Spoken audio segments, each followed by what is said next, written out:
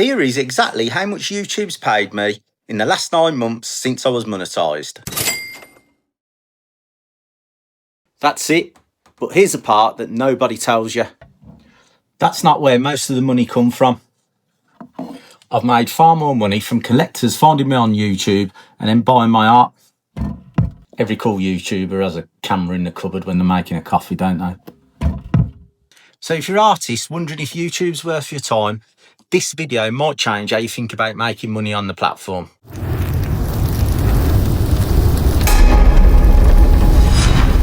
Hi, I'm Matt, Silverpunk. I create hand-poured silver works of art, and I've been running this YouTube for just a little over 2 years. This video is for two types of people: artists wondering if YouTube's worth starting, and for collectors curious about what it actually takes for artists to build something online. I'm going to break down exactly what I've earned from YouTube, not just from the ads and the sponsorships and the memberships, but also how it's helped me to grow my art business overall. If you're thinking of starting a channel for your creative work, this might help you see the full picture, not just the numbers. So I started silver pouring a couple of years ago, just over 2 years ago, and I thought it'd be really cool to document the process on YouTube. But I didn't really expect much. I just thought, oh, it'd be really cool just to record what I was doing, pouring the silver in and go for it. But I didn't really start, I didn't really have any, I want to say strategy. I just used to pour, record and post it. I got monetized in December, I think it was 22nd of December, 2024. And it was like just before Christmas, obviously. And at the time I thought, oh, it's Christmas come early. And then I suddenly realised it wasn't. It doesn't, to be honest, when you get monetised, it doesn't really mean a thing. Unless your channel's doing millions of views, it's just, I'm going to say business as usual, But it was something that the only thing I will say, when I got monetised, I felt like I had this massive, like a massive release, a massive, I don't know what you call it, like pressure off your shoulders. And the only reason I got monetized, I actually worked with a coach, a YouTube coach called Alexa, and she's absolutely fabulous. And I know without her, I would have threw the towel in with YouTube. I'd have just gone and carried on doing my art and just, muddled along just on the website. But it was probably the best thing I did for my YouTube channel, working with Alexa and getting monetized, because as I say, it's just a barrier that I hit and got through. So I got monetized, and to do that, I'm sure you've seen these videos before. That's why you clicked on it. You have to get 1,000 subscribers and 4,000 watch hours. Well, the subscribers for me personally wasn't a problem. It was the watch hours. I just couldn't get the watch hours. It took me for ages, and that's where Alexa come in with her expertise. She helped me. But real talk, the money from the ads, it just, as I say, isn't amazing, especially in a niche like mine, silver pouring art. It's not really well paid. I mean, the YouTube channels that get the bigger money are like the finance or the tech, where they can do all what they call affiliate links, when they put all stuff in the description, and if they sell something, they get money from it. Since getting monetized, it has kind of given me a push to try and post more consistently and try and think more about what videos I'm making, rather than just documenting the pause and my artwork, just showing you the process. Like a video like this, like talking about how things are going, and I'm trying to pass on any bits of help I can to fellow artists and just for collectors to understand what it's like. I know some collectors like to get to know the artist who they're buying from, and hopefully this video will do that. I mean, I think with YouTube, when you're an artist, you do, obviously you're a one person band, and you do everything. You've got to be editor, filmer, in front of the camera. You've got to actually do your art, make your art as well. So and the business, you've got to actually sell your art. You've got so many hats on all the time, and you've got to learn all these different what would you call it, jobs. And it's just been fantastic. I mean, it has been, I'll be totally honest, it has been a slog. Some days it's like there's that, I'm sure you've all heard it, as that saying, the definition of insanity is doing the same thing over and over again and expecting a different result. Well, that was me just doing the same video, pouring next one and not getting anywhere. And then, as I say, the switch flipped, and you start to get some traction, you start to make some videos, and it just gets really, I don't know the words. It's just really exciting. It's really exciting. And is the wild part, even with a small channel, yeah, YouTube's just completely changed my life. It's brought me into people, into groups, and met people and collectors who I'd never have met without YouTube. I'm in a Discord server called Stackers Social, where it's got quite a few collectors in there who have met and buy my work, and it's just wonderful. And it's all down to making YouTube videos. All right, here's the full breakdown of how much I've earned from this channel since I got monetized back in December 2024. First up, YouTube AdSense. Now, what this is when YouTube places ads on my videos and people watch them. In total, I've made 881 from ads on my YouTube videos.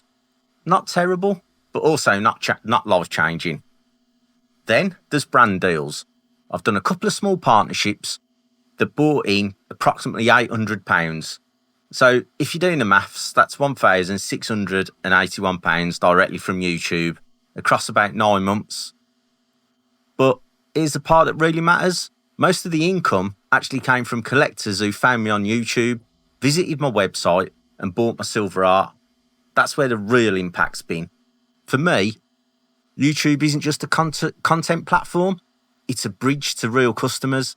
It's been one of the most powerful marketing tools I've ever used without feeling like marketing, and it's something I'm only just scraping the surface, and I'm looking forward to going deeper into it and doing even more interesting videos and helping everybody out. It's kind of like, almost like a silent sales rep that just works in the background 24/7. Now, just for a bit of fun, shall we see how all that average out?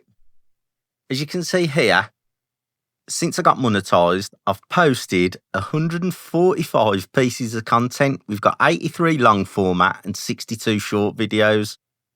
So that's a hell of a lot of work.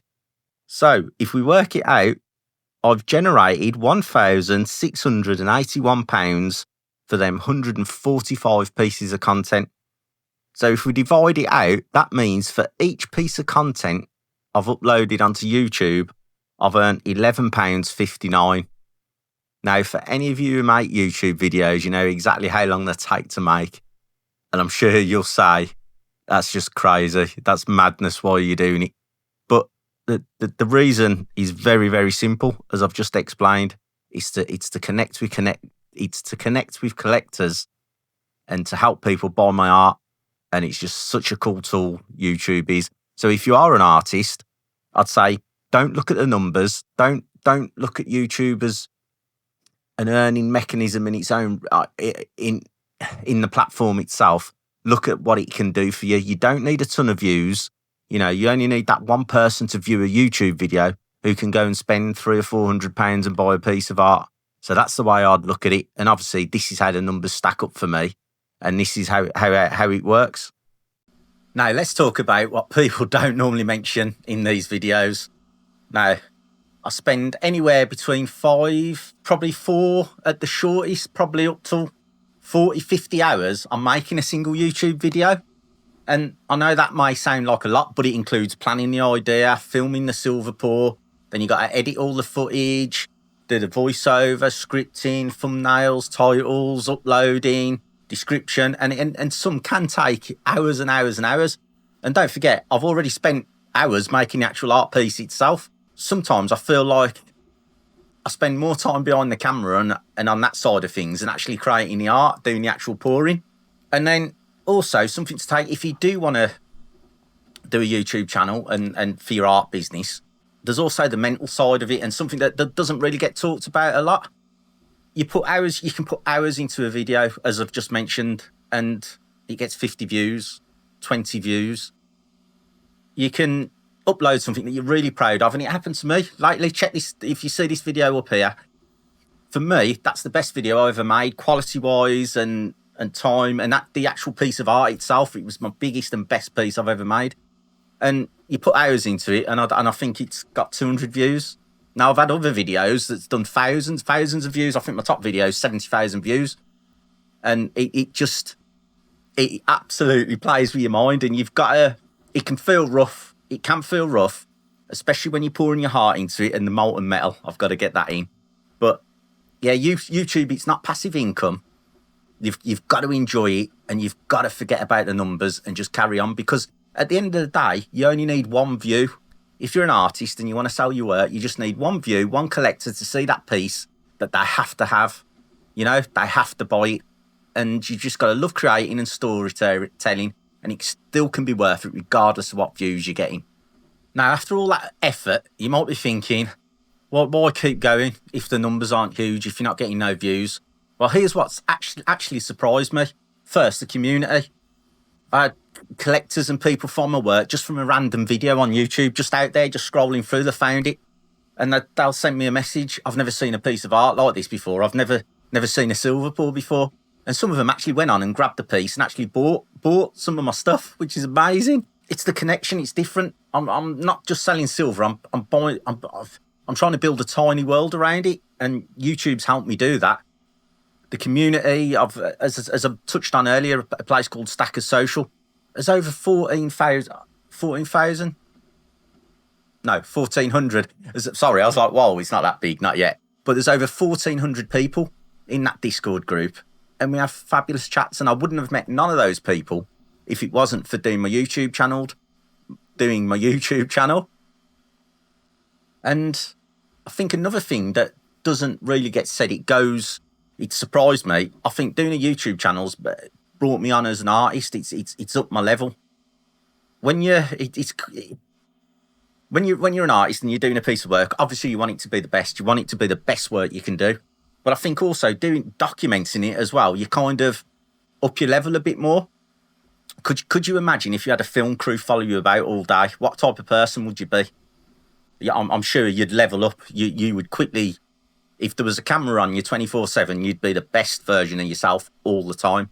And that's kind of what it's done for my artwork. It's pushed me to make my artwork even better and just keep on at it, regardless of the views, because you never know who's going to be watching. And of course, when we're talking about the views, sometimes I get a comment that generally makes my day. It will genuinely make me so happy. You know, someone just saying, oh, this is inspiring. Oh, what a cool piece. You're this, you're that. And obviously it's a good ego boost. It's good, you know, it massages your ego and it's good. And I think it's good to take those comments. You've got to take them on board and embrace the good ones. Because obviously you do get bad ones as well. And I'm not going to, sugarcoat it. You will get some, they call them trolls or haters. And for those people, they're just not on your page. So don't worry about it. Just forget it. They're not on your page. You just do your art. And they'll go and find another artist to follow who they get with, who they click with. It really is easy to obsess over the stats. And I've done it. I know I've been there. When I was trying to grow my channel, I've been there. Look at refreshing a page just to see if I've had another view, one single view on a video. But it's the human side of YouTube and the people you meet that's kept me going on this journey. And you've just got to give it a go. You really have. So if you're an artist thinking about starting your YouTube channel, here's my honest advice. Don't just do it for the money. Do it because you like to tell stories, you want to document your work, or you want to connect with people who really care about what you're creating. Because honestly, if you hate filming, editing, talking to camera, it's really going to suck, trust me. This takes time, consistency, and most days there's no instant reward. But if you're the kind of artist who wants to build something bigger than just a product, if you like the idea of sharing your creative process, not just the finished piece, then YouTube can be powerful. It can bring collectors to your shop, it can help you refine your creative voice, and most importantly, it'll help people see value in what you do, not just the price tag. So if you're going to do it your way.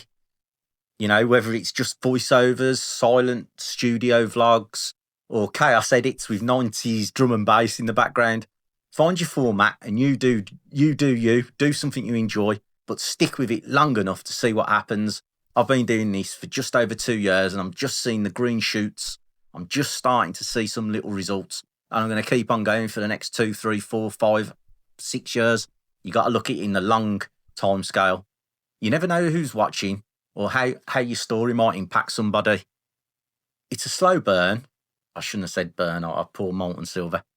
But that's how art is, isn't it? That's how art is built anyway. If you found this helpful or if you're an artist or a collector wanting to just know this type of thing, go ahead and hit subscribe. I'll be sharing more behind the scenes content about my silver art process and how I make things and what it takes to actually build something like this from scratch. If you've got any questions, pop them in the comments below. I'd love to hear off you. Thanks for watching, and go and make something cool.